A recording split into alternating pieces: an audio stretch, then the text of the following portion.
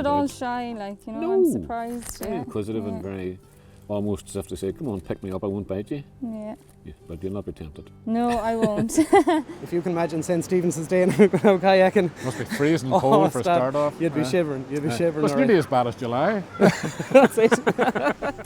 I'd say the whole area along the River Suck, it's totally unspoiled. Yeah. And it keeps changing as well, And it because keeps changing. some days there are lakes. That's and right. and some days there are Yeah, and wild birds. Right, and Turlock's another. Turlock, yes. So the sky is the big driving feature of the landscape. It is from a visual point of view. Right.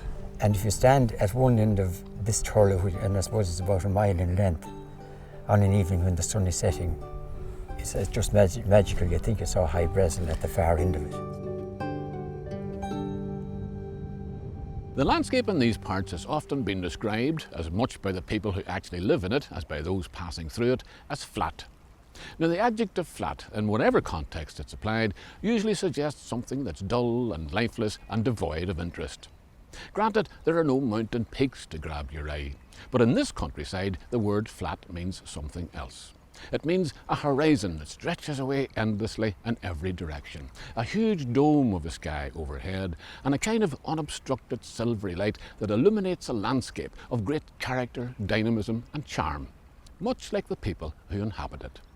Welcome to the village in the parish of Athleague, in the central lowlands of Ireland, in the county of Roscommon.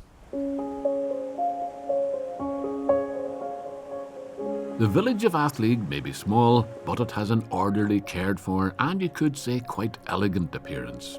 The kind of place that always wants to look its best in case visitors come calling, which they do with increasing frequency. The ancient Gaelic name for Athleague is Athleague Menachin, the stony ford of St. Menachin, a ford that has long since been supplanted by a many-arched bridge that presents a face of stolid defiance to the Suck, a river of unpredictable mood and indeed unreliable dimensions. The people of Athleague have always had an intimate relationship with the river, sometimes uncomfortably so, when it refuses to stay confined to its allocated course and insists on joining them for dinner. For the most part, though, it helped provide that dinner. It ground the produce of their fields, it provided them with fish, a means of transport, of recreation, and it adorned their daily lives as a thing of wonder and beauty in its own right. A living, breathing, restless organism that has become, over the centuries, the source of myth and legend and romance. It almost goes without saying that the monosyllabic anglicisation Suck does scarce justice to the name Socca, that of the chieftain's daughter who's reputed to have drowned in its dark waters in the dim and distant days when there wouldn't have been a bridge, or a mill, or a church, or a village, or even a castle of the O'Kellys, ancestral chiefs of the Gaemania who held sway in this part of Connaught long before any saint set foot in it. Like the parish of Athleague itself, the Suck strays in and out of Galway as well as Roscommon on its way to the Shannon. No doubt welcome in both counties.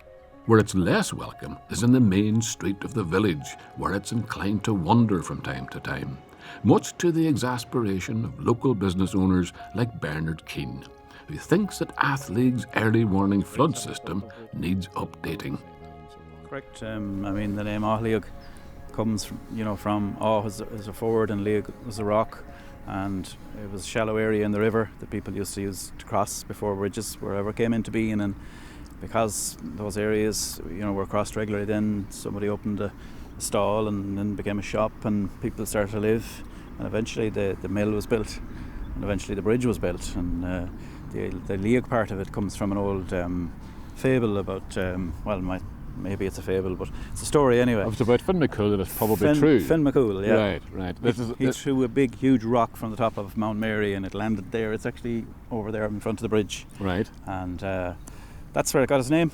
And there's a legend connected with this stone as well to do with flooding, if I remember That's correctly. right, yeah. There was if the stone was completely submerged in water, the fable has it that Athleague will flood.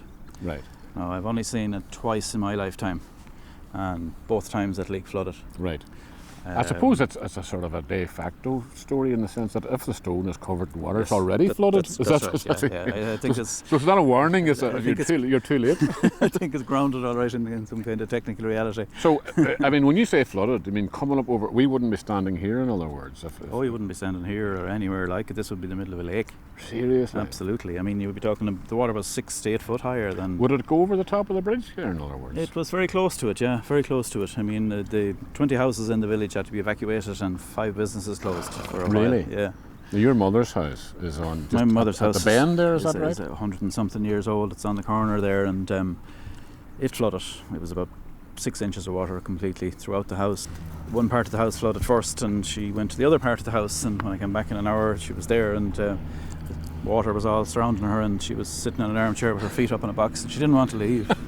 So she's sitting in the chair with the water all around She'd been there for 55 or whatever years, you know, she didn't want to leave it. Well, I mean, I'm laughing now, but it must have been awful at the time. It destroyed all the furniture in the house and the ground and whatever. Right. And So stairs and all the walls, any walls that had been dry lined, they all had to be removed completely. Right. I mean, somebody suggested that it was because of that flood in 2009 and it affected so many people that in some ways it kind of galvanised the community and got people wanting to act together to either do something to promote the place or maybe definitely it forged a spirit of camaraderie because you know, on the night of the flood, the first flood, I mean, there was business in the village, an electrical business up there, and like people just came from all over and in cars and trucks and vans, and you know, saved basically most of the stock from that business, you know. And some people didn't even have Wellingtons, you know, they just, you know, as the water was rising around them, you know. So and then of course you had the fact that you had 17 or 18 people out of their houses, and you know, people were very good, other people put them up, people lent them houses, everything, and everybody helped everybody, I suppose, to get back, you know. It's only at times of crisis like that you realise that you have a strong community sometimes, isn't that right? Absolutely, when you need absolutely. People to rally around. In fairness, people are there when you need them, you know. They're very good as a rule. So the River Suck, even when it's inclined to be obstreperous, has a bonding effect on the Athleague community. In any case, local people tend to adopt a forgiving attitude towards the river because they have, as I said earlier, an intimate relationship with it. Well, you can't get much more intimate than this, unless perhaps you went in without a wetsuit. Not something that Pat Lane would recommend on this particular August evening. I mean, do you normally wear a wetsuit? I would indeed, yeah, this time of year. Well, this year especially, it's down to about 15 degrees. Right. It's absolutely too cold for swimming without a wetsuit. But you're well used to it. I mean, you've been swimming in this river, dare I say, for most of your life? Absolutely. Seriously? When did you start? I think everybody within a 10-mile radius of Athleague learned to swim here at some stage or other, if they know how to swim. Yeah. And we've been coming back here every summer since. Now, this year I suppose has been exceptional. It's been very cold. So you don't see too many kids down there swimming, but you'll see a few, like ourselves, out with wetsuits. If you're training for a particular race or something like that, you know. Right. Oh, you actually compete in river swimming? Oh, we do, yeah. Seriously? We do in open water swimming, yeah. Get away with that? Yeah. Right. So, I mean, you're far away from the sea. How far would the nearest sea be to you? A couple of hours drive? Galway would be an hour, yeah, from here. Right. So if you're going to swim here as kids, unless you go to the seaside, that's the only option that you had. Is the only option. You didn't have swimming pools or swimming baths or anything of that nature. Mine's just not a bad option. Right. Well, it's a brilliant option. Yeah. I mean, if you can do it. But first question I have to ask, looking in there, because I was nearly contemplating joining you tonight, right? But cowardice got the better of me. Not late yet. No, I'm not. Hold on a wee second. Right. First of all, it looks a wee bit fast. Is the current fast in there? It is, yeah. But that is actually a great spot. There's about 500 metres of a stretch there with a good fast current. And, you know, if you get in there and swim against the current, you could stay there for an hour or you stay in the one spot for an hour, all day if you want. Seriously. Literally in the one spot. It's like an endless pool. Are you swimming against the current deliberately? Is that the way you... Well, you have to do that, otherwise you only land up down there. It's for building up endurance and that, you know. Right. So, and how deep is the next question? It's not deep. It's a very safe stretch of river there, actually. But there's certain lovely attractions to swimming in a river, it strikes me. You know, you've got this beautiful scenery for the start off. There is, yeah. You're probably sharing the water with other life forms as well. One or two. I mean, there's fish in there as well. There is, yeah. And it is an evening type of an activity as well, because most people are away working or something during the day. It's an evening or a nighttime activity. Even in the dark? Seriously? Yeah, you could be here until 11:30 at night. Right. On right. summer's nights, you know, bright nights. Right. And you And it's totally silent. There's not a thing around you, you know. get away with that. So it's a lovely place to go.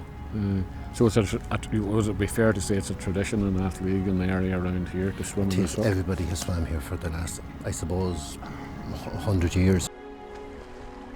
It's a lot easier, as you can see, to go with the flow. And that current will soon fetch them up at the steps of the angling centre that is so much more than an angling centre. Kayaking, tapestry and wildlife on the banks of the Suck when we come back.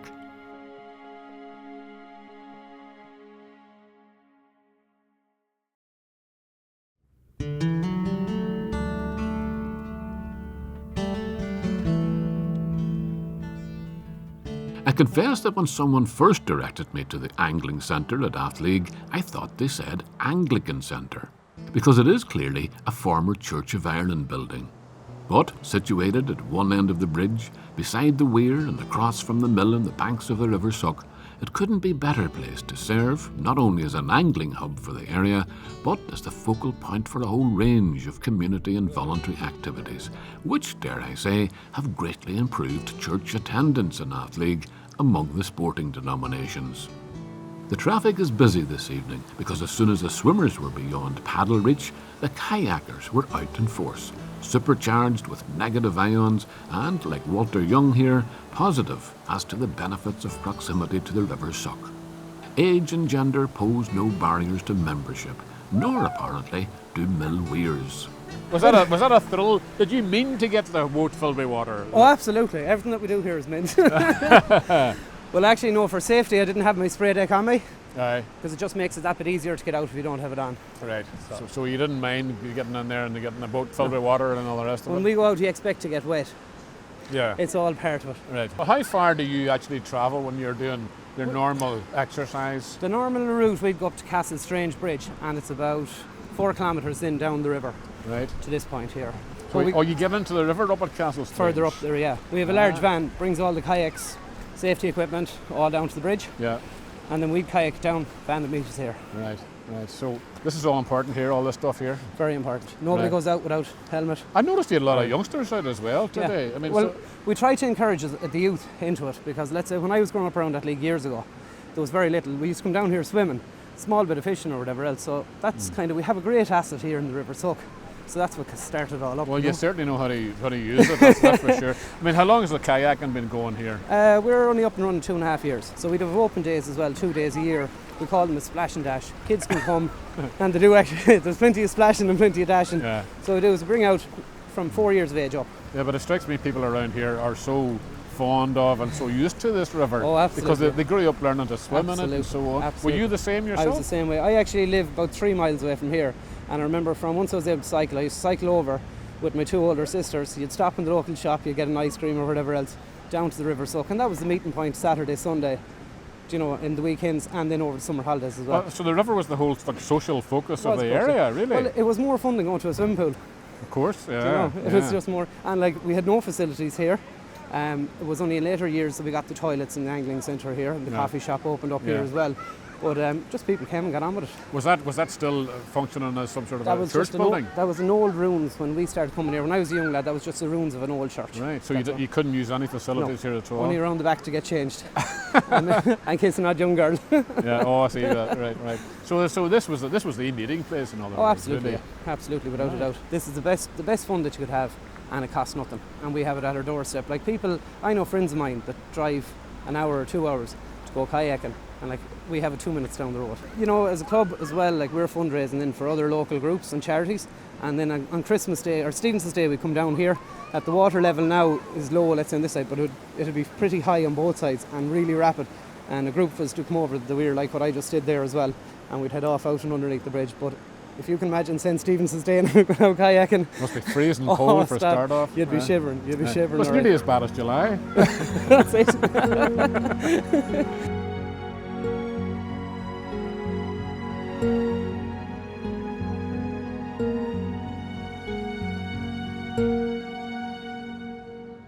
There's a little furry creature that lives in these parts that you may not have seen before. I've certainly never seen one close up, and in fact, if you'd gone looking for it anywhere in this country prior to, say, the 1960s, then the chances are you wouldn't have found it, because the very first one ever was only discovered in County Kerry in 1964. It's called a bank vole, and as you may have realised, it's not native to this country, but its numbers are increasing, spreading upwards and outwards from the southwest. So how did it suddenly arrive in Ireland in the middle of the 20th century? Well, that's something that scientists have been puzzling over for decades, and they now think that they have the answer.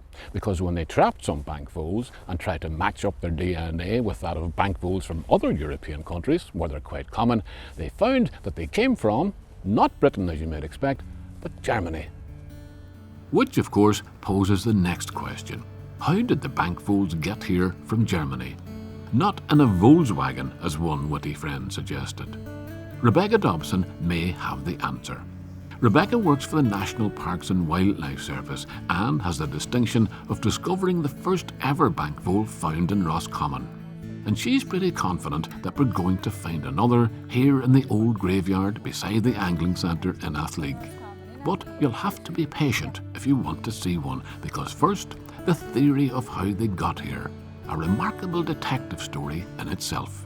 They think that back in the 1920s, that's when bank voles first came into Ireland. And by the 1960s, they were prolific around the southern counties, particularly in Limerick and Clare. Right. And so when they did the DNA testing and traced it back to German origin, they found that, Siemens were the company that built Ardnacrush Power Station. So the hypothesis is that the machinery that came in with Siemens would have been in huge containers, and within these containers were these little bank voles. I think somebody even said that because a lot of the machinery, the plant was pulled out of Germany in a hurry.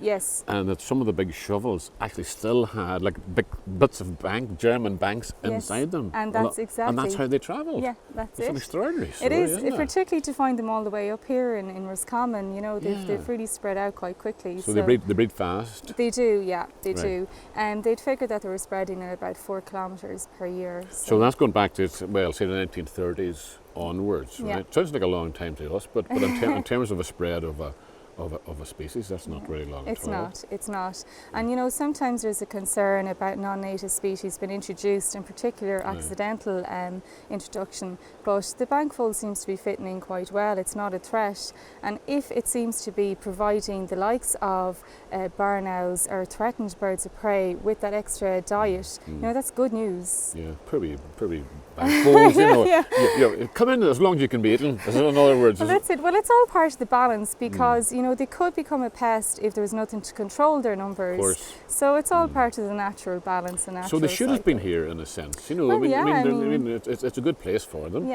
and they fit into a nice little niche as well. Yeah. Would they kind of contest territory with field mice and things like that a wee bit to some extent? Where I have set traps, I have found shrew, I found the field mouse, and I have found the bank vole. So I can't say for certain, but they all seem to cohabit a wee bit, or coexist at least anyway. Yeah. So you've set out a number of traps here now in the graveyard last night. We don't know. We don't have a clue what you're going to find, so you could find any of the above. Find anything. You're terrified in case we find a rat. Yeah, I don't want to find a rat. Right. If we find a rat, we'll sort of say, go away. But we're hopeful. Yeah. Have you found bank voles here before? I have, yeah. Okay, yeah. right. Anytime I've set traps here before, I've found bank voles. And the first time was really exciting, as you can imagine, because they hadn't been recorded in the county before. So when you set the trap, when you caught your very first bank vole, did you set out to catch one? No, I didn't. You hadn't a clue? No. Right. I was literally just doing a survey to see what was here or what wasn't here. And to see presence or absence of different species, and I had not been expecting to find it at all. Did you recognise what it was as soon as you saw it? Yeah, I did. It has a very distinct chestnut colour, so immediately I knew that it wasn't what I had expected to find. Right, okay, I suppose the moment of Will we truth have has a look? arrived. Yes, and we should stress we're only doing this for survey purposes as well, of course. Yeah. Right. And it's live mammal trapping, so we'll be letting them, we'll be releasing them. We won't keep them too long, if we have anything. Yeah, right. well, hopefully, fingers First crossed. one, up this way? Let's right, have a look. We'll just go up around this way here. Rebecca had set 9 traps in total among the gravestones in the midst of the long grass and undergrowth, and only one of them appeared to have been sprung. We use the word trap, but whatever creature has spent the night here has luxuriated in a warm bed of dried sphagnum moss next to a well-stocked larder. And also I've left them a good chunk of peanut butter, so that'll keep them going for the night. If I was a wee bank fool or anything else, I'd be quite happy to have a bed and breakfast Yeah, in bed there. and breakfast. But they don't that's know it. they're getting out, of course, yet at this stage. No, and you know Right. you need to check them. You know, they can't be left more than 12 hours. So we check them on a regular basis. So we don't know what's in here, right? No. I'll know it's a rat if you disappear suddenly. If I start running and screaming, I'll be after you. I'll be long behind you. Right, so we're going to try and put it into this box, whatever it is, okay? And let's hope it's a bank full. We don't know. It's a bank full. It is a bank full. Yeah. Oh, look. So you can see its tail. If you can see its tail, it's substantially Yeah. shorter. It is a wee short tail. And you see the colouring. It's that chestnut colour. It's not, you know, that just plain old brown. Yeah. It's And a cute little guy. He actually has a wee pointy nose, doesn't he? Yeah, he does. Now, I was asking you earlier, would you actually put one in the palm of your hand? And that would fit in the palm of your hand, but, Yeah. but there's a but, isn't there? There is. They will bite, Right. and they've quite sharp little teeth as well. They give you a good old nick. So you have been bitten by them before? I have. Yeah, I Right. have indeed. Well, as long Yeah. as they don't carry any. Well, this little guy is You know, very he looks lively. very content yeah. at the same time. He's not Yeah. panicking or No. anything like that. Not too shy either. But yeah, it's funny, like, you know, its ancestors came all the way in on containers from Germany True to enough, Ireland, yeah. Russia, and Mind here you, he they is didn't, today. they didn't volunteer to travel. They probably No. just didn't realise where they were going. Well, sure, in no time at all, they'll have colonised the whole country. Really? Yeah. I mean, it's taken them, what? But of course, they would grow faster and faster and faster because the more of them there are, naturally. Yeah. So all That's it very much. started out being was a male and a female. That's all you Yeah, needed to start that's the whole it. thing. Yeah. Yeah. Well, Germans are very fond of Ireland and the west of Ireland. They of sure course, are. aren't they? Yeah, that's So it. this guy here obviously is as well. Yeah. A girl, I'm not sure which. Yeah. I won't bother trying to Not find at all out. shy, like, you know, No. I'm surprised. Very Yeah. inquisitive yeah. and very almost as if to say, come on, pick me up, I won't bite you. Yeah. But you'll not be tempted. No, I won't. And so, with a degree of reluctance not shared by our little Hiberno-German friend, I'm sure, we released him back into the wild. The bankvole is not the only German I met to have made a home around Athleague. The extraordinary life of Helga Mullins, when we come back.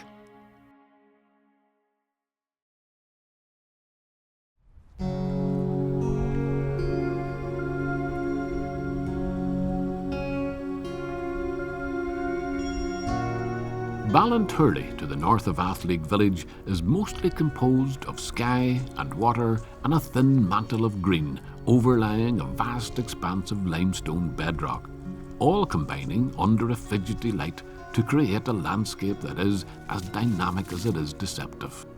This is the region of the Turlough, a literal translation of which provides us with a contradiction because it means a dry lake. More accurately, it's a disappearing lake, and it's a phenomenon whose vagaries over the years have helped sharpen the perceptions and shape the sensibilities of James Moran, farmer, writer and artist. James and I are standing on an ancient causeway overlooking land that in some respects is simply not to be trusted. And this field in front of us, well, I call it a field now, but this is actually a turlough. That is a turlough, yes. Which means, as I understand it anyway, that come the winter time, this will be completely covered in water. It will. All of it, right up to the edge of those trees. Right up to the edge of the trees, yes. The whole lot will come. It's starting gradually. You can see the little ponds coming already. So those fences will probably be covered as well. Them fences are all covered. They dip down a little bit, right. so we'll cover them completely. So there's a kind of a little basin There's there. a little basin there, right. And that'll be the first to fill up. It'll all fill up slowly, and here and there you'll have little islands through it. It's hard to imagine it. I mean, because it looks like a big lush green field now. It does, and you could sell real estate here without any trouble in the summertime, but come the winter time it's a skating rink. Right, so what happens is that we can see now the pools, we're going to go over there in a wee second too, but those pools will get bigger and bigger and bigger and simply spread out. Now, is that water coming from under the ground, or is that simply rainfall lying on top of the ground? No, that water is coming up from the ground. It's coming up. This is all a limestone area, and where you have limestone, you have very porous rock. Right. And you have aquifers down under the limestone, and as the water table is rising, the water appears, and that's why you see it. Right. There is another phenomenon peculiar to this landscape, which you will have noticed, but which I have yet to mention, and that is the sudden conjuring of a herd of horses. They weren't here when James and I first arrived, but as we approached the water, we began to talk about the woman who once lived in the abandoned house at the edge of the Turlough. Her name was Ora Kilroe, and she was only 39 years old when she died in the year 1951. But throughout the 30s and 40s, she was famous for two reasons. She wrote a very popular column in the Irish press about rural life, and she was greatly in demand as a painter of horses.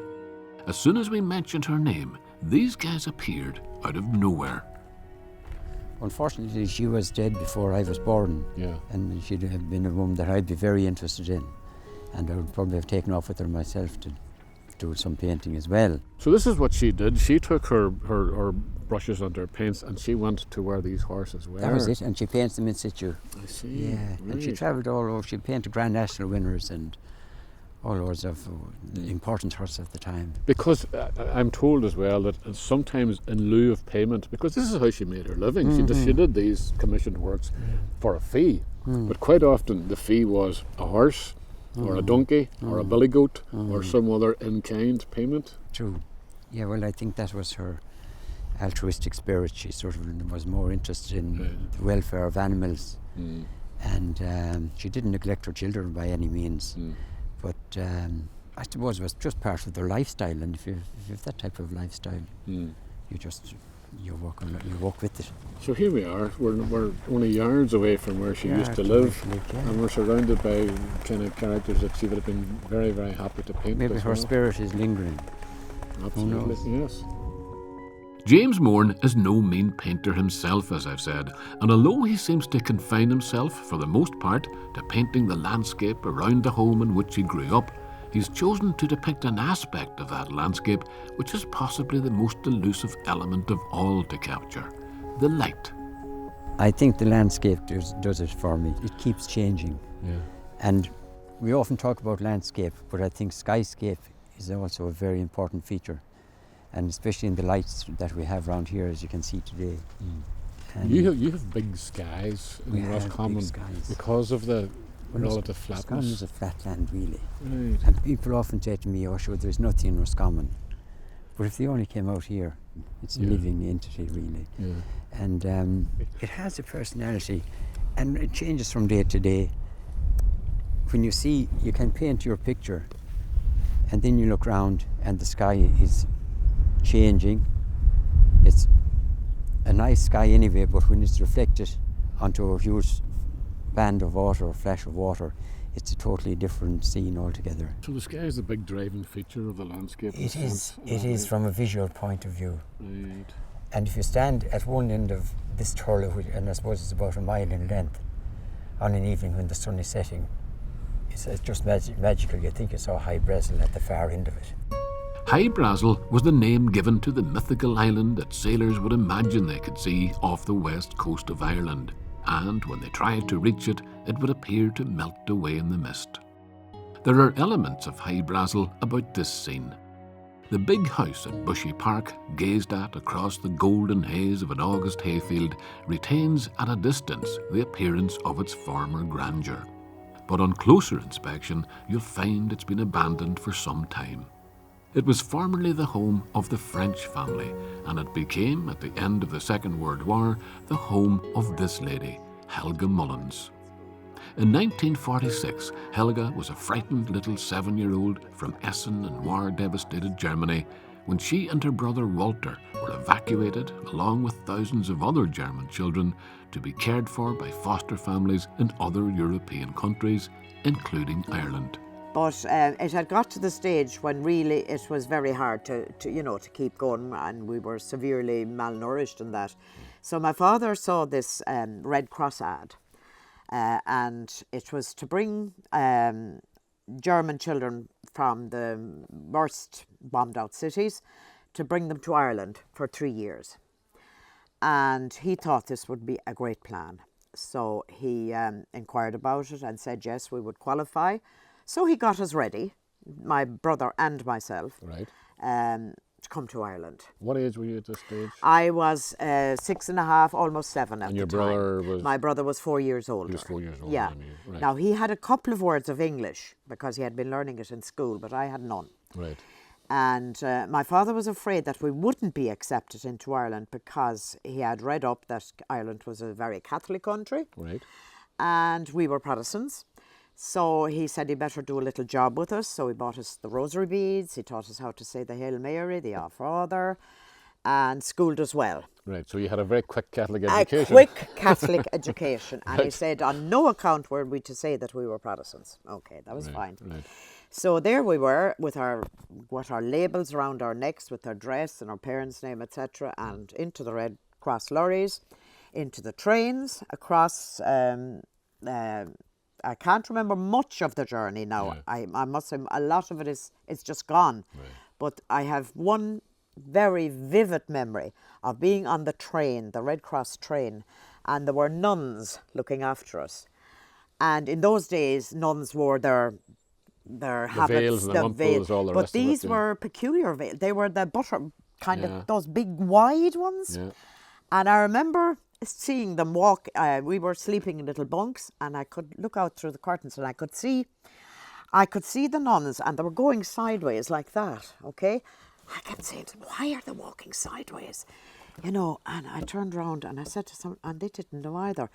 So of course, it was only afterwards I realised that they couldn't go this way because their wings were too wide, They and couldn't they'd get up. knock into the. Like the sides of the corridor. Yes, yeah. So they had to sidle up the corridor. So they had to sidle along like that. You know. Right. When you jump you ahead. Yeah. You've arrived. You get off the train, and when you presume you got a train from Yes, Dublin. yes. Came down to Bushy Park. To Bushy Park Yeah, here. yeah. And you arrived in this big house. Yes. So that yes. how did that feel? You must have been overawed. At I the was sight. absolutely overawed, is Yeah, right, is right, yeah. yeah. Because the big studded door, you know, I kept looking at it. Mm.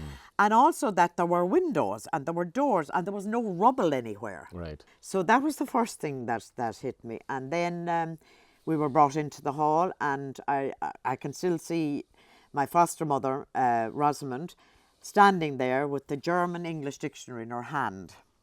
And she was trying to communicate with us. And Walter, my brother, who did have a few words, not great. I think he was too shy to say anything. Sure. And I was trying to communicate that I wanted to go to the toilet. And nobody understood what I wanted. And Right. I thought I would never get to the toilet. But eventually I did. So, yeah. I mean, they were kind to you. Rosamond French. Yes, So absolutely. Rosamond French was this lady's name. Rosamond, yes. She had yeah. no family of her own at No, this stage at no, all, no. And she became your foster mother. That's right. Over the next 3 years. 3 years. Yeah, Right. yeah. So you were treated kindly. Yes. And you were happy during those 3 Very years. happy, very happy. And she was very good because she sent food parcels back to my parents. She knew how badly off they were, Right. you know. So, but the reason that you landed at her house and no other, that was a purely random chance. There was no picking out on her part. There wasn't, but she heard of the two children who pretended to be Catholics and were really Protestants. How were you rumbled? A priest. A priest came along. He came along to Walter and he said, "Look," he said, "you're not in trouble. It's all right, you know, Yeah, everything yeah, is fine. yeah. But you're not really Catholics, are you?" And Right. Walter said, "No." "And why did you pretend to be?" Right. So we told him a told story him. about my father, you know. Yeah. So But of course, that was desperation on his part. Really. it was desperation. Yeah, just in case. Just in case we wouldn't be accepted. So you that know? made no difference here whatsoever. Oh, not obviously. at all. No. Sure, it was fine. So you had 3 years here. Mm-hmm. You were treated well. You were happy. Both you and Walter in the same Yes. in the same house. Yes. And then so what year is this now? I'm trying to work this out. Just to be after We the came war. in October 46. 46. So you're talking Okay. about nearly 1950 now at this stage. Absolutely, yes. Almost, yeah. And what happened then? You went back to Germany. Well, we all went back. All the Germans, we were all allowed to stay. the scheme was over. The scheme was finished and over, and we all headed back. And of course, I remember going on the boat in Dunleary, and they were all singing the song, "Now is the time to say goodbye." And the floods of tears, everybody was in the floods, leaving Ireland. See, this is my next question. What was your frame of mind leaving? Yeah. You were sad to leave. Oh, we didn't want to go. We did not want to go. Was that because of the kind of life that you were living Of the here? absolute freedom of Bushy Park. Everything. We could go where we wanted. I mean, we could run around the fields. We climbed trees. We did more or less what we were. And you were attached to the French family at this stage? Very much so. Very much so. You see, there was 3 years of my life when she was my mother, and I had forgotten my own mother. You'd forgotten. And my father. Literally out of your mind altogether. Literally. So when we landed in Germany on the platform, and I saw my parents crying because we couldn't talk to them and they couldn't talk to us, and we were shy, we were hiding. You see, we'd lost all our German. Oh, you couldn't speak any more German? Not a word. Seriously? We had English, we had Irish. You even had Irish? We had Irish because we went to school here. Right. But no German. So they just were absolutely, they didn't know what to do. Their children had been taken away and yes, changed. and changed completely. Right. So you were 2 wee changelings going Yes, back into Germany. yes. And my hankering, my longing was to come back to Ireland, always. The story of Helga's life subsequently, which she tells with great candour and humour and vivid recall, is the stuff of novels, and is far beyond the scope of what I'm able to relate in this brief visit. To cut that long, complicated and at times heartbreaking story very short, Helga did return to Bushy Park to live with Rosamond French and her sister Noelle, married Lawrence Mullins, the farm manager, and eventually inherited Bushy Park and the land that came with it. Today, this miner's daughter, a wartime evacuee from Essen in Germany, lives in this cottage at the end of the driveway to the now abandoned old house, surrounded by a family who may have split allegiances when Ireland played Germany in the European Cup. A quick tour of the Suck Valley Way and some of the people who live in it when we come back.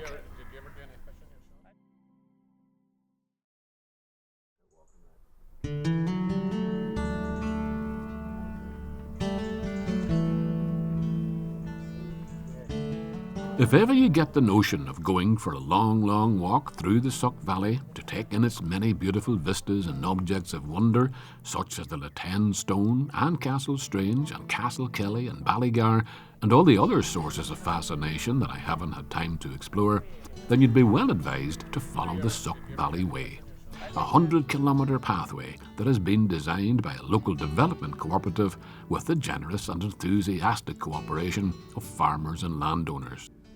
Two of the people who have voluntarily applied their own energies and knowledge to this traveller's guide are Sylvie and Mary Glennon. And it's from them, as you'll learn, that I first encountered the story of the origin of the name of the River Suck. Remember that the walk is on the Galway and Roscommon side of the River Suck. You sometimes stray into Galway as well? Yeah. The Galway part of the walk is the O'Sullivan Bear Trail. It's part of the O'Sullivan Bear Trail. I see. And the Roscommon side is the Suck Valley, and you'll see that on the signs, the Sullivan Bear Trail. Is the river the march between the two counties, or only on part of it? On part of it. It is on 90% of it, though, isn't it? So if you cross the river, you're in County Galway. Yeah. So which side are we on here now? We're still in Roscommon. You're still in Roscommon. And if we cross the bridge here, would we? You're no, that's Roscommon. That's Roscommon. Right. But we'll say out Rookwood, where we live, we're in County Galway. So you're really County Galway people? Yeah, that's right. Yeah, we're proud of it. Very much so. He was me thinking I was talking to Roscommon people. We're the first house in County Galway. You're the first house in County Galway. You go out that road, Yeah. Well, very good. Well, that's inter-county cooperation. Yeah, very much so. Right, so I'm even more impressed now about that. Now, I was asking earlier on, I've asked loads of people in this town, and I don't think I've met anybody yet, except you think you're going to give me the right version now, Sylvie. What is the origin of the name Suck, the River Suck, or what does it mean, or where did it come from? You have one theory at least. Well, recently I read a piece written by Jerry Began, who was a former professor of history and in UIG Galway, and in it he says that how in olden times it was known as an Awan Bra Dovlan. But he said legend has it that a chieftain that lived in the area whose daughter got drowned in the River Suck, her name was Succa. SUCA. Right. And he wanted to change the name in memory of her now. That's what he has in his writing anyway, you know. That sounds, Yeah. that sounds pretty good. Well, a lot, rivers were always, usually in Ireland anyway, named after Yes. goddesses and That's things like right, that, yeah, that's and right, so on. yeah. So the original name, what did you say it was? Anawan Bra? Owen Brad Dublin. So the black, The fine, beautiful beautiful black pool. Beautiful black river, and I'd Beautiful say black there could be the reason for that is flows through so much bogland, Yeah. which would make it black. You know, maybe. It is very, very dark water. It is, yeah. But it is beautiful. But It is beautiful, yeah. in the good weather, it is pretty clear, you know. It is, yeah. And the landscape changes too because you're going through bogs, you have forests, and the flora and fauna is changing. It's lovely. It's well worth the walk, and it's the sense of peace and quiet. Yeah, and it's as well. rural. It's rural. I'd say the whole area along the River Suck, it's totally unspoiled. Yeah. And it keeps changing as well, And it because keeps changing. some days there are lakes. That's and right. And some days there are Yeah, and wild birds. Right, and Turlock's another one. Turlock's, Yeah, yes. Turlock. Yeah, Right, right. yeah. If you do undertake to walk the Suck Valley Way, then you might feel the need of a stout stick to support you through some of the rougher terrain. Well, Dan Moran of Four Roads is the very man to supply you with same. Dan's sticks last an awful long time. A bit like himself, really. Right, so that one's hazel. And that, how long ago did you make that one? That's about 25 years So ago. they last a long time, do they? They was when they're kept indoors. It lasts a long time. But they're meant to be used. I mean, are these not used out in the field Well, as well? Well, they're meant mostly for going to dog trials and that. They're not for out for training the dog. Right, They just take them the day of going to the trial. right. Is it just for show more than anything else? For are they? show, yeah. For show, And right. more of an ornament really than a An walking ornament. stick. Yeah. Right, okay. This one here, you cannot take your eyes off this one because this is special, isn't it? This is a special one, surely, yeah. A neighbour brought me that stick and I mounted the horn on myself. Yeah. Yeah. How much work did you have to do to the stick? Did you do any work to the stick at all, did you? No, we're going just to, I sanded it a little and then polished it, varnished it. It's so straight, isn't it, though? Yeah. No, I didn't work on it because if I did, I'd disturb the honeysuckle if I went to disturb it. Okay, so describe to me what happens in nature. This grows up around. Yes, it actually grows into the hazel. See, it has pushed the hazel out here, you can see. Yeah, yeah. But I've seen this kind of thing before, but I've never seen one Not the full length. so regular. You know, Yeah. you'd think somebody designed it and measured it out Yeah. almost, wouldn't you? Nature designed that one. Nature designed that Yeah. one and finished off by Dan Moran. Yeah. You have made them for other people, Dan, yes? Oh, I have. I've seen them through America and England and Holland and different places. Is this something you started when you were still a young man? No, I sat more or less when I retired, or well, just before I retired. Yeah. I took it on. But you were a young man when you retired because you're 97 now. I retired at about 70. About 70 when you were still young, in other words, Yeah. right? Okay. Finally, if when you've completed the 100-kilometre Suck Valley walk and feel like relaxing as you recall the sights and colours of nature you've encountered along the way, then you might be fortunate enough on calling into the Angling Centre at Athleague to find some of Lynn Norton's wall art on display. Lynn is now a naturalised Roscommoner, hailing originally from a place I know rather well called Ulster. Lynn's art is practised with a needle and a thread. Do they all have a kind of a theme? I mean, this one strikes me, immediately it shouts autumn. Yes. Right? Mm-hmm. And wildlife and the countryside and so on. And I mean, just the colours are just absolutely beautiful.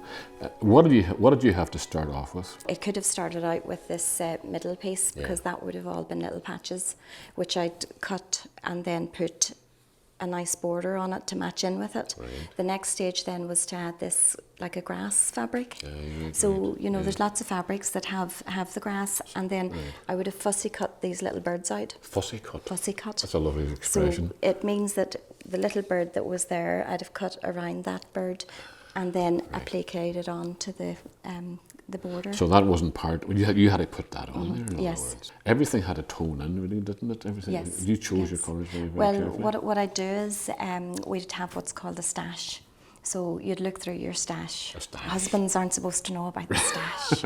But so what you do is you go through, you pull everything out, and you'd try it out, Match it and up. then match it up. And if it works, then you go with it. And now, do you paint?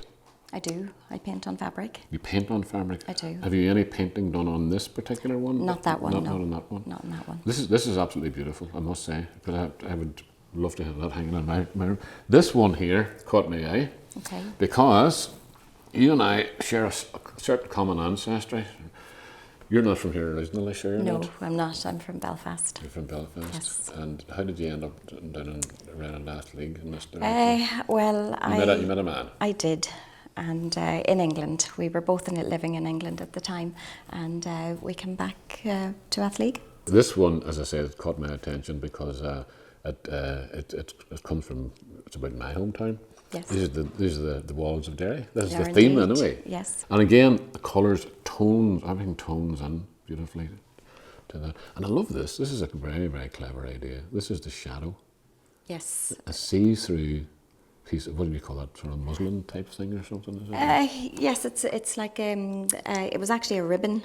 I suppose my idea was to try and create that 3D look. Now, I'm not sure if I achieved it, but by creating shadows like an artist would, you know, you kind of bring something to life. We didn't think it entirely appropriate to leave Athleague with such a northern image, no matter how cleverly crafted. So Lynn dipped into her stash one last time. So we call this the River Suck. We could. Right. Well done.